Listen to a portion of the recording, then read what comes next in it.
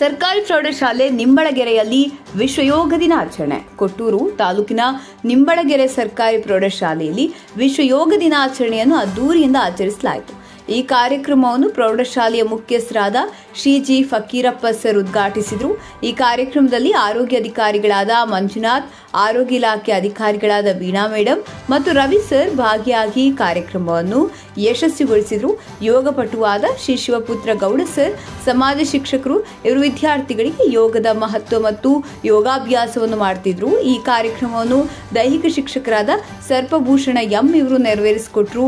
ಯೋಗ ದಿನಾಚರಣೆಯ ಕಾರ್ಯಕ್ರಮದಲ್ಲಿ ಹಿರಿಯ ಶಿಕ್ಷಕರಾದ ಎಂಬಿ ನಾಗರಾಜ್, ಕುರುಬರ ಹಾಲಪ್ಪ, ವಿದ್ಯಾರಣ್ಯ, ಕೆ ವೀರಭದ್ರಪ್ಪ, ಅಂಜಿನಮ್ಮ, ಮಂಗಳಗೌರಮ್ಮ, ಶರ್ಮತ್ ಕಣದಮನಿ, ಬಣಕಾರ್ ಪತ್ರೇಶ್, ಸಿದ್ದೇಶ್ ಪಾಟೀಲ್, ಅಮೃತ ಮೇಡಮ್ ಮತ್ತೆ ತರು ಕಾರ್ಯಕ್ರಮದಲ್ಲಿ ಭಾಗವಹಿಸಿ ಕಾರ್ಯಕ್ರಮವನ್ನು ಯಶಸ್ವಿಗೊಳಿಸಿದರು.